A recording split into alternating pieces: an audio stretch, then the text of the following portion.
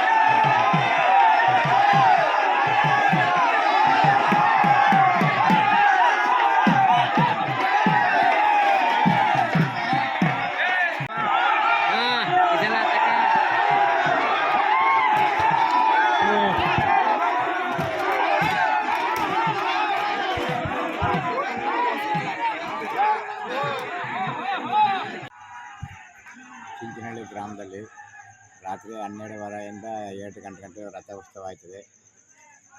ಕೊಂಡೆ ಪುನಃ ತೇರು ಆಲರ್ವೆ ಜಾತ್ರಾ ಅದ್ದೂರಿಯಾಗಿ ನಡೆಯುತ್ತೆ. ಚುಂಚನಹಳ್ಳಿ ಗ್ರಾಮದವರೆಲ್ಲ ಸೇರಿ ಜಾತ್ರೆಯನ್ನು ಅದ್ದೂರಿಯಾಗಿ ಮಾಡಿಕೊಡ್ತಿದ್ದಾರೆ. ಎಲ್ಲರಿಗೂ ಧನ್ಯವಾದಗಳು.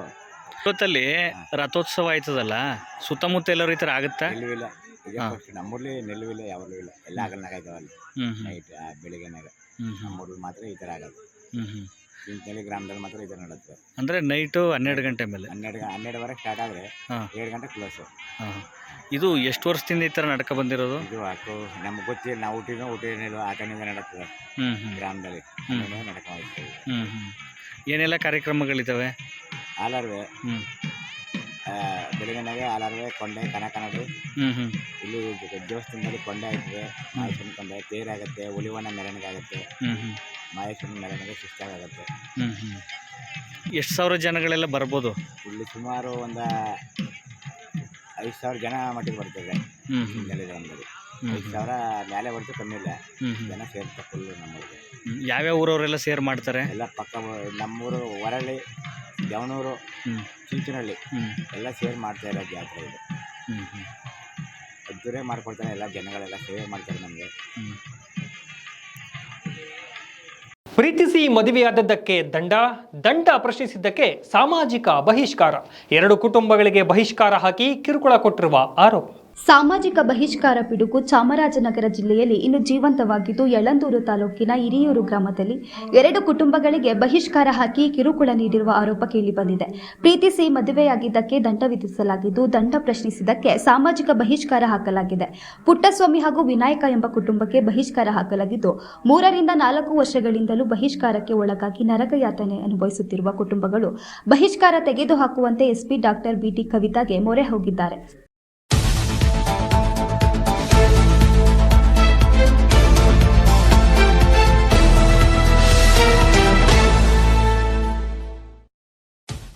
ಸರ್ ರವಿಕುಮಾರ್ ಅಂದ್ಬಿಟ್ಟು, ಚಾಮರಾಜನಗರ ಜಿಲ್ಲೆ ಯಳಂದೂರು ತಾಲೂಕು ಹಿರಿಯೂರು ಗ್ರಾಮ. ಇಲ್ಲಿ ವಾಲ್ಮೀಕಿ ಬಡಾವಣೆಯಲ್ಲಿ ನಾವು ವಾಸ ಮಾಡ್ತಾ ಇರ್ತೀವಿ. ಇವ್ರು ಬಂದ್ಬಿಟ್ಟು ನಮ್ಮ ತಂದೆ ಪುಟ್ಟಸ್ವಾಮಿ ನಾಯಕ ಅಂದ್ಬಿಟ್ಟು, ಇವ್ರು ಬಂದು ವಿನಾಯಕ ಅಂದ್ಬಿಟ್ಟು ಇವರು. ನಮ್ಮ ಸಮಸ್ಯೆ ಏನು ಅಂದರೆ ಬಹಿಷ್ಕಾರ, ಸಾಮಾಜಿಕ ಬಹಿಷ್ಕಾರ ಕಾಯ್ದೆನ ಪದ್ಧತಿಯನ್ನು ನಮ್ಮ ಊರಲ್ಲಿ ಜಾರಿಗೊಳಿಸಿರೋದು. ನಮ್ಮ 2 ಕುಟುಂಬಗಳನ್ನ ಬಹಿಷ್ಕಾರ ಸಾರಿರ್ತಾರೆ. ಹಿರಿಯೂರು ಗ್ರಾಮದ ನಾಯಕ ಸಮುದಾಯದಲ್ಲಿ ಮುಖಂಡರುಗಳು ಸೇರಿ ಬಹಿಷ್ಕಾರನ ಸಾರಿರ್ತಾರೆ. ಒಂದು ರವಿಕುಮಾರ್ ಅನ್ನೋ ಕುಟುಂಬನ ಎರಡನೇದು ವಿನಾಯಕ ಅವ್ರ ಕುಟುಂಬನೂ 4-5 ವರ್ಷದಿಂದ ಅವ್ರನ್ನ ಸಾರಿರ್ತಾರೆ. ನಮ್ಮದು 1 ವರ್ಷದಿಂದ ಸಾರಿರ್ತಾರೆ. ಕಾರಣ ಏನು? ಅತಿ ಹೆಚ್ಚು ದಂಡ ವಿಧಿಸುವಿಕೆ.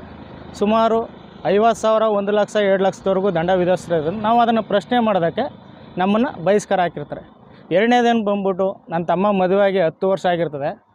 ಆ 10 ವರ್ಷದಿಂದ ಈಗ ಆ ದಂಡವನ್ನು 50,000 ಹಣ ಕೊಡಿ, ನೀವು ನಿಮ್ಮ ತಮ್ಮ ಓಡೋಗಿ ಮದುವೆ ಆಗಿರೋದ್ರಿಂದ ಕೊಡಬೇಕು ಅಂದ್ಬಿಟ್ಟು ಅವ್ರು ಕೇಳ್ತಿರೋದ್ರಿಂದ ನಾವು ಕೊಡಲ್ಲ ಅನ್ನೋ ಕಾರಣಕ್ಕೋಸ್ಕರ ಅವರು ನಮ್ಮನ್ನ ಬಹಿಷ್ಕಾರ ಹಾಕಿರ್ತಾರೆ. ಇನ್ನು ವಿನಾಯಕ ಅವ್ರ ಕುಟುಂಬನ ಬಂದ್ಬಿಟ್ಟು 5-6 ವರ್ಷದಿಂದ ಅವ್ರನ್ನೂ 1 ಲಕ್ಷ ದಂಡ. ಕೊಡಗು ಜಿಲ್ಲೆಯಲ್ಲಿ ಕಾಫಿ ತೋಟಕ್ಕೆ ಕಾಡಾನೆ ಹಿಂಡು ಲಗ್ಗೆಯಿಟ್ಟಿದ್ದು ಆನೆಗಳನ್ನು ಮತ್ತೆ ಕಾಡಿಗಟ್ಟಲು ಹರಸಾಹಸ ಪಟ್ಟಿದ್ದಾರೆ ಅರಣ್ಯ ಇಲಾಖೆಯ ಸಿಬ್ಬಂದಿಗಳು. ಕೊಡಗು ಜಿಲ್ಲೆಯಲ್ಲಿ ಮುಂದುವರಿದ ಕಾಡು ಪ್ರಾಣಿಗಳ ಉಪಟಳ. ಕಾಫಿ ತೋಟಕ್ಕೆ ಕಾಡಾನೆ ಹಿಂಡು ಲಗ್ಗೆಯಿಟ್ಟಿದ್ದು ಆನೆಗಳನ್ನು ಮತ್ತು ಕಾಡಿಗಿಟ್ಟುವ ಕಾರ್ಯಾಚರಣೆಯಲ್ಲಿ ಅರಣ್ಯ ಇಲಾಖೆ ಸಿಬ್ಬಂದಿ ಹರಸಾಹಸ ಪಡುವಂತಾಗಿದೆ. ಕೊಡಗು ಜಿಲ್ಲೆಯ ತಿತಿಮತಿ ವಲಯದ ಕಾಫಿ ತೋಟದಲ್ಲಿ ಘಟನೆ ನಡೆದಿದೆ.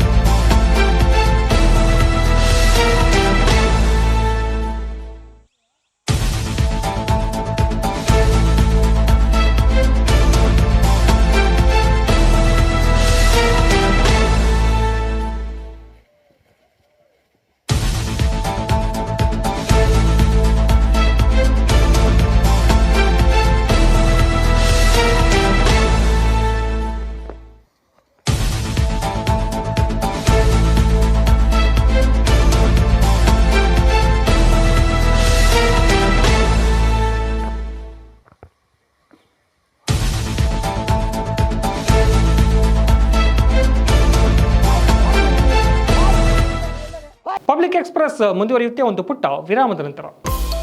ಪಾವನಿ pure Neelambari Adivasi herbal hair oil. ಕೂದಲು ಬೆಳೆಸಲು ವೈದ್ಯರಿಗೆ ಸಾವಿರಾರು ರೂಪಾಯಿ ಕೊಟ್ಟು ಕಳ್ಕೊಂಡ್ರಾ? ಸಿಕ್ಕ ಔಷಧಗಳು, ಆಯಿಲ್ಗಳನ್ನು ಬಳಸಿ ಆರೋಗ್ಯ ಹಾಳು ಮಾಡಿಕೊಂಡಿದ್ದೀರಾ? ಕಾಸು ಹಾಳು, ತಲೆಯೂ ಬೋಳು ಅನ್ನೋ ಪರಿಸ್ಥಿತಿ ನಿಮ್ಮದಾಗಿದೆಯಾ? ಅವರಿವರ ಸಲಹೆಗಳನ್ನು ಕೇಳಿ ನಿಮಗೆ ಸಾಕಾಗಿದೆಯಾ? ಆಸ್ಪತ್ರೆ, ಔಷಧ ಅಂಗಡಿಗೆ ಅಲಿಯೋದನ್ನ ನಿಲ್ಲಿಸಿ. ದಟ್ಟ ಕೂದಲಿಗೆ Pavani pure Neelambari Adivasi herbal hair oil ಬಳಸಿ.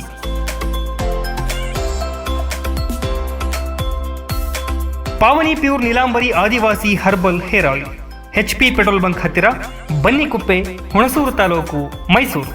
ಹೆಚ್ಚಿನ ಮಾಹಿತಿಗಾಗಿ ಈ ಕೆಳಗಿನ ಸಂಖ್ಯೆಗಳಿಗೆ ಸಂಪರ್ಕಿಸಿ. ವಿರಾಮದ ಬಳಿಕ ಮತ್ತೆ ಪಬ್ಲಿಕ್ ಎಕ್ಸ್ಪ್ರೆಸ್ಗೆ ಸ್ವಾಗತ. HD ಕೋಟೆ ಪಟ್ಟಣದ ಪುರಸಭೆ ಸ್ಥಾಯಿ ಕಮಿಟಿ ಅಧ್ಯಕ್ಷ ಸ್ಥಾನಕ್ಕೆ ಚುನಾವಣೆ ನಡೆಸಲಾಗಿದ್ದು ಮಧುಕುಮಾರ್ ಆಯ್ಕೆಯಾಗಿದ್ದಾರೆ. HD ಕೋಟೆ ಪಟ್ಟಣದ ಪುರಸಭೆ ಸ್ಥಾಯಿ ಕಮಿಟಿ ಅಧ್ಯಕ್ಷ ಸ್ಥಾನಕ್ಕೆ ಇಂದು ಚುನಾವಣೆ ನಡೆಯಿತು. ಈ ಚುನಾವಣಾ ಕಣದಲ್ಲಿ ಪುರಸಭಾ ಸದಸ್ಯರಾದ ಪ್ರೇಮ್ಕುಮಾರ್, ನಂಜಪ್ಪ ಮತ್ತು ಮಧುಕುಮಾರ್ ಅವರು ತೀವ್ರ ಪೈಪೋಟಿ ನಡೆಸಿ ಕೊನೆ ಕ್ಷಣದಲ್ಲಿ ಮಾನ್ಯ ಶಾಸಕ ನಿರ್ದೇಶನದ ಮೇರೆಗೆ ಹಾಗೂ ಸದಸ್ಯರ ಸಮನ್ವಯ, ಹೊಂದಾಣಿಕೆ ಮತ್ತು ಮಾತುಕತೆ ಮೂಲಕ ಅಂತಿಮವಾಗಿ ಸ್ಪರ್ಧೆಯಲ್ಲಿ ಮಧುಕುಮಾರ್ ಉಳಿದರು. ಇಂದು ಬೆಳಗ್ಗೆ 10:30ಕ್ಕೆ ಪ್ರಾರಂಭವಾದ ಚುನಾವಣಾ ಪ್ರಕ್ರಿಯೆಯಲ್ಲಿ ಮಧುಕುಮಾರ್ ಅವರು ಏಕಮಾತ್ರ ನಾಮಪತ್ರ ಸಲ್ಲಿಸಿ ಕಣದಲ್ಲಿ ಒಬ್ಬರೇ ಸ್ಪರ್ಧೆಯಲ್ಲಿ ಉಳಿದು ಅಂತಿಮವಾಗಿ ಪುರಸಭಾ ಸ್ಥಾಯಿ ಕಮಿಟಿಗೆ ಅಧ್ಯಕ್ಷರಾಗಿ ಮಧುಕುಮಾರ್ ಅವಿರೋಧವಾಗಿ ಆಯ್ಕೆಯಾದರು. 5/3/2025 ಅಂದರೆ ಈ ದಿನ ಮಂಗಳವಾರ ಬೆಳಗ್ಗೆ 10:30 ಗಂಟೆಗೆ ಸಮಯವನ್ನು ನಿಗದಿ ಮಾಡಿ ನಮ್ಮ HD ಪುರಸಭೆಯ ಸ್ಥಾಯಿ ಸಮಿತಿಯ ಸದಸ್ಯರಾಗಿ ಈ ಹಿಂದೆ ದಿನಾಂಕ 6/3/2025 ನಡೆದಂಥ ಸಾಮಾನ್ಯ ಸಭೆಯಲ್ಲಿ 6 ಮಂದಿ ಸದಸ್ಯರನ್ನು ಆಯ್ಕೆ ಮಾಡಲಾಗಿದೆ ಸರ್. 6 ಮಂದಿ ಸದಸ್ಯರಿಗೆ ಸಭೆಯಾಗೆ ಮುಂಚಿತವಾಗಿ ಅವರಿಗೆ ಸಭೆಯ ತಿಳುವಳಿಕೆ ನೋಟಿಸನ್ನು ನಾವು ಜಾರಿ ಮಾಡಿ ಈ ದಿನ ಸಭೆಗೆ ಅಧ್ಯಕ್ಷರ ಆಯ್ಕೆಗೆ ಚುನಾವಣೆ ಸಂಬಂಧಪಟ್ಟಂತೆ ಈ ದಿನ ಸಭೆಗೆ ದಿನಾಂಕವನ್ನು ನಿಗದಿ ಮಾಡಿ ಇವತ್ತು ಬೆಳಗ್ಗೆ 10:30 ಗಂಟೆಗೆ ಎಲ್ಲ ಸ್ಥಾಯಿ ಸಮಿತಿಯ ಸಹ ಸದಸ್ಯರ ಒಂದು ಸಮಕ್ಷಮದಲ್ಲಿ ಅಧ್ಯಕ್ಷರ ಚುನಾವಣೆ ಸಂಬಂಧಪಟ್ಟಂತೆ ಪ್ರಕ್ರಿಯೆಯನ್ನು ಮಾಡಲಾಗಿರ್ತದೆ ಸರ್. ಕರ್ನಾಟಕ ಪುರಸಭೆಗಳ ಅಧಿನಿಯಮ 1944 ಮತ್ತು ವ್ಯವಹಾರಗಳ ನಡತೆ ಕಾರ್ಯ ಅಧಿನಿಯಮಗಳು 1977 ನಿಯಮಗಳ ಅನುಸಾರವಾಗಿ ಏನು HD ಪುರಸಭೆ ಸ್ಥಾಯಿ ಸಮಿತಿಯ ಸದಸ್ಯರಾಗಿ ಆಯ್ಕೆಯಾಗಿರ್ತಕ್ಕಂತಹ ಎಲ್ಲ ಸಹ ಸದಸ್ಯರಿಗೆ ಹಾಗೂ ಅಧ್ಯಕ್ಷರ ಸ್ಥಾನಕ್ಕೆ ಸ್ಪರ್ಧಿಸಲು ಇಚ್ಛಿಸುವಂಥ ಆಕಾಂಕ್ಷಿಗಳಿಗೆ ಸೂಕ್ತ ಕಾಲಾವಕಾಶವನ್ನು ನೀಡಲಾಗಿರುತ್ತೆ ಸರ್. ಸ್ಥಾಯಿ ಸಮಿತಿಯ ಸದಸ್ಯರಾಗಿ ಆಯ್ಕೆಯಾದಂತಹ ಅಲ್ಲಿನ ಹಿರಿಯ ಸದಸ್ಯರಿಗೆ ಆ ಸಭೆಯ ಅಧ್ಯಕ್ಷತೆಯನ್ನು ತಾತ್ಕಾಲಿಕವಾಗಿ ವಹಿಸಿಕೊಳ್ಳುವಂತೆ ನಿಯಮ ಇರೋದ್ರಿಂದ ಈ ಒಂದು ಸಭೆ ಈ ದಿನ ನಡೆದ ಸಭೆಗೆ ನಮ್ಮ ಹಿರಿಯ ಸದಸ್ಯರಂತ KL ಸುಹಾಸಿನಿ ಮೇಡಮ್ ಅವರು ಸಭೆಯ ಅಧ್ಯಕ್ಷತೆಯನ್ನು ವಹಿಸಿಕೊಂಡು ಈ ಒಂದು ಚುನಾವಣೆ ಸಭೆಯನ್ನು ಯಶಸ್ವಿಯಾಗಿ ನಡೆಸಿಕೊಟ್ಟಿರ್ತಾರೆ. ಶ್ರೀ ಮಧುಕುಮಾರ್ ಎಂರವರು ಅವರು ಸಲ್ಲಿಸಿರುವಂಥ ನಾಮಪತ್ರ ಏಕಮಾತ್ರ ನಾಮಪತ್ರ ಆಗಿರುತ್ತೆ. ಅದರಿಂದ ಮತ್ತು ಶ್ರೀ ಮಧುಕುಮಾರ್ ಅವರು ಸಲ್ಲಿಸಿರುವಂಥ ನಾಮಪತ್ರವು ಕ್ರಮಬದ್ಧವಾಗಿರುವುದರಿಂದ ಶ್ರೀ ಮಧುಕುಮಾರ್ ಅವರು ಎಚ್.ಡಿ. ಪುರಸಭೆಯ ಸ್ಥಾಯಿ ಸಮಿತಿಯ ಅಧ್ಯಕ್ಷರಾಗಿ ಅವಿರೋಧವಾಗಿ ಆಯ್ಕೆಯಾಗಿರುತ್ತಾರೆ. ಎಚ್.ಡಿ. ಕೋಟೆಯ ಪುರಸಭೆಯ ನೂತನ ಸ್ಥಾಯಿ ಸಮಿತಿ ಅಧ್ಯಕ್ಷರಾಗಿ ನನ್ನನ್ನು ಆಯ್ಕೆಯಾಗಿದ್ದು ಇದಕ್ಕೆ ಅತ್ಯಂತವಾಗಿ ಸಹಕಾರ ನೀಡಿದಂಥ ಮಾನ್ಯ ಜನಪ್ರಿಯ ಶಾಸಕರಾದ ಅನಿಲ್ ಚಿಕ್ಕಮಲ್ಲು ಸಾಹೇಬರಿಗೆ ಅಭಿನಂದಿಸುತ್ತಾ ಹಾಗೂ ನಮ್ಮ ಪುರಸಭೆಯ ಎಲ್ಲ ಸದಸ್ಯರುಗಳು ಪಕ್ಷಾತೀತವಾಗಿ ಎಲ್ಲ ಸದಸ್ಯರುಗಳು ಮತ್ತು ಅಧಿಕಾರಿ ವೃಂದಗಳು ಸಹ ನನಗೆ ಸಹಕಾರ ನೀಡುತ್ತಾರೆ. ಅದೇ ಥರ ನಾನು ಈ ನೂತನವಾಗಿ ಸ್ಥಾಯಿ ಸಮಿತಿ ಅಧ್ಯಕ್ಷನಾಗಿದ್ದೀನಿ. ನಮ್ಮ ಪುರಸಭೆಯಲ್ಲಿ ತುಂಬ ಕೆಲಸಗಳಿವೆ. ತುಂಬ ಏನು ಕುಡಿಯೋ ನೀರು ಇರ್ಬೋದು, ಮೂಲಭೂತ ಸೌಕರ್ಯ ಇರ್ಬೋದು, ರಸ್ತೆ ಇರ್ಬೋದು, ಇದನ್ನೆಲ್ಲನೂ ಎಲ್ಲ ವಿಚಾರಗಳನ್ನು ಗಣನೆಗೆ ತೆಗೆದುಕೊಂಡು ಮತ್ತು ಪುರಸಭೆಯ ಅಭಿವೃದ್ಧಿ ಬಗ್ಗೆ ಗಮನ ಹರಿಸಿ ಎಲ್ಲ ಸಾರ್ವಜನಿಕರ ಸಮಸ್ಯೆಗಳನ್ನು ಆಲಿಸಿ ಪುರಸಭೆಯನ್ನು ಅಭಿವೃದ್ಧಿಯತ್ತ ಕೊಂಡೊಯ್ಯಲು ಹಾಗೂ ಮಾನ್ಯ ಶಾಸಕರ ಮಾರ್ಗದರ್ಶನದಂತೆ ಈ ಪುರಸಭೆಯನ್ನು ಅಭಿವೃದ್ಧಿ ಮಾಡಲು ನಾನು ಸಹಕರಿಸ್ತೇನೆ ಅಂತ ಹೇಳ್ತಾ ಮಾತು ಮುಗಿಸಿದೆ. ಟಿ. ನರಸೀಪುರ ತಾಲೂಕಿನ ಹಳೆ ಕೆಂಪೈನುಂಡಿ ಬಸ್ ನಿಲ್ದಾಣದಲ್ಲಿ ಉಪಮುಖ್ಯಮಂತ್ರಿ DK ಶಿವಕುಮಾರ್ ಅವರ ಸಂವಿಧಾನ ಬದಲಾಯಿಸುತ್ತೇವೆ ಎಂಬ ಹೇಳಿಕೆಯನ್ನು ಖಂಡಿಸಿ ಪ್ರತಿಭಟನೆ ನಡೆಸಲಾಯಿತು. ಈ ಸಂದರ್ಭದಲ್ಲಿ ಮಾತನಾಡಿದ ಜಿಲ್ಲಾಧ್ಯಕ್ಷ LR ಮಹಾದೇವಸ್ವಾಮಿ, ಮಾನ್ಯ ಉಪಮುಖ್ಯಮಂತ್ರಿಗಳಾದ DK ಶಿವಕುಮಾರ್ ಅವರು ಸಂವಿಧಾನ ತಿದ್ದುಪಡಿ ಮಾಡಿ ಮುಸ್ಲಿಂ ಸಮುದಾಯಕ್ಕೆ 4% ಮೀಸಲಾತಿ ನೀಡಿದ್ದು ಎಂದು ಹೇಳಿದ್ದಾರೆ. ಅಂದಿನ ಕಾಲದಿಂದ ಕೂಡ ಕಾಂಗ್ರೆಸ್ ಸರ್ಕಾರ ಸಂವಿಧಾನಕ್ಕೆ ಯಾವುದೇ ಗೌರವ ಕೊಟ್ಟಿರುವುದಿಲ್ಲ. ಅವರ ಒಂದೊಂದು ಮುಖವಾಡವು ಕಳಚಿ ಬೀಳುತ್ತಿದೆ. ನಮ್ಮ ಭಾರತ ನಡೆಯು ನಮ್ಮ ಸಂವಿಧಾನದ ಮುಖಾಂತರ ನಮ್ಮ ಸಂವಿಧಾನದಲ್ಲಿ ಯಾವುದೇ ಧರ್ಮ ಆಧಾರಿತ ಮೀಸಲಾತಿ ಇಲ್ಲ. ಆದ್ದರಿಂದ ನಿಮಗೆ ಅಧಿಕಾರದಲ್ಲಿರುವ ಯಾವುದೇ ನೈತಿಕತೆ ಇಲ್ಲ. ದಯವಿಟ್ಟು ನಿಮ್ಮ ಸ್ಥಾನಕ್ಕೆ ರಾಜೀನಾಮೆ ನೀಡಬೇಕು ಎಂದು ಒತ್ತಾಯಿಸಿದರು.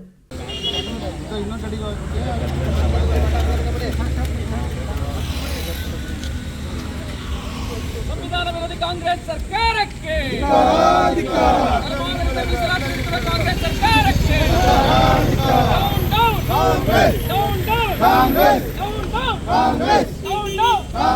ಕೆಪಿಸಿಸಿ ಅಧ್ಯಕ್ಷ DK ಶಿವಕುಮಾರ್ ಅವರಿಗೆ ಕೆಪಿಸಿಸಿ ಅಧ್ಯಕ್ಷ DK ಶಿವಕುಮಾರ್ ಅವರಿಗೆ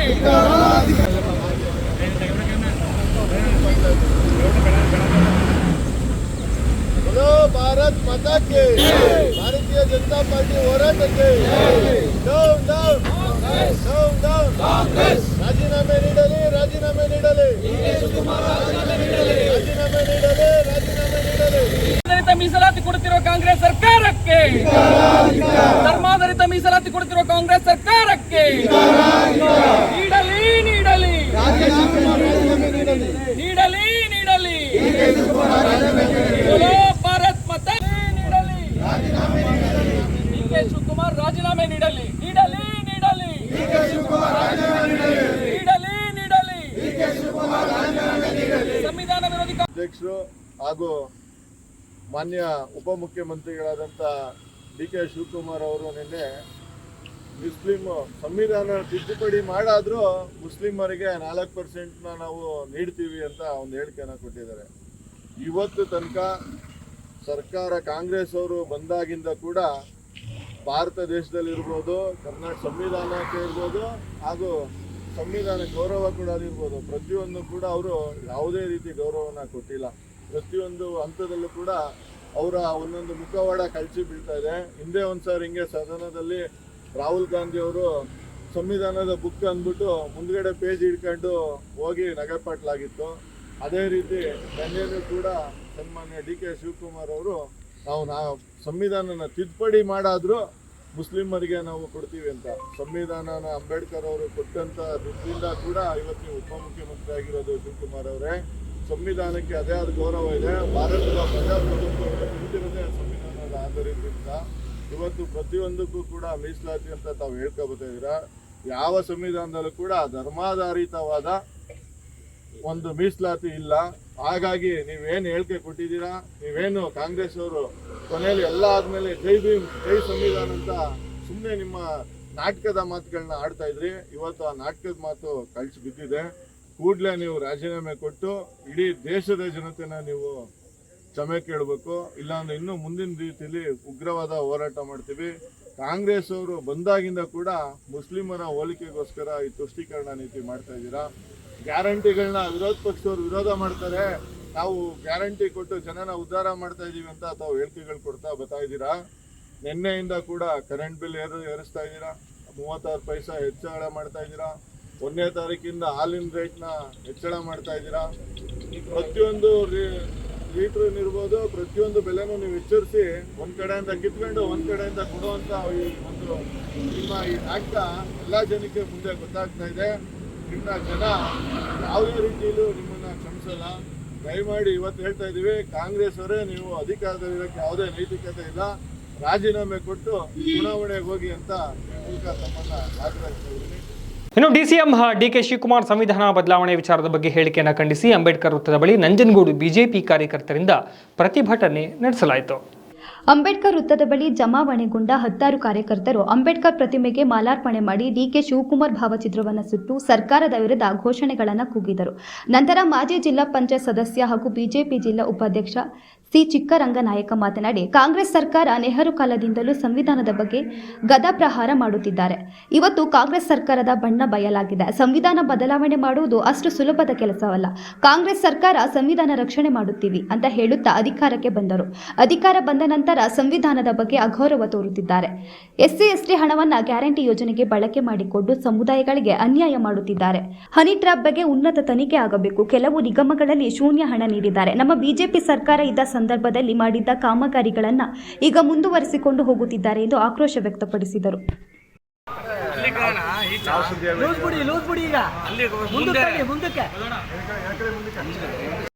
ವಿರೋಧಿ ಡಿಕೆ ಶಿವಕುಮಾರ್ಗೆ ಸಂವಿಧಾನವನ್ನು ಬದಲಿಸುತ್ತಿರುವ ಡಿಕೆ ಶಿವಕುಮಾರ್ಗೆ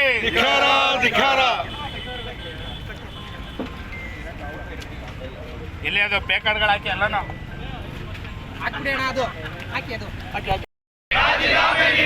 ನೀಡಲಿ ಭ್ರಷ್ಟ ಉಪಮುಖ್ಯಮಂತ್ರಿ ಡಿಕೆ ಶಿವಕುಮಾರ್ಗೆ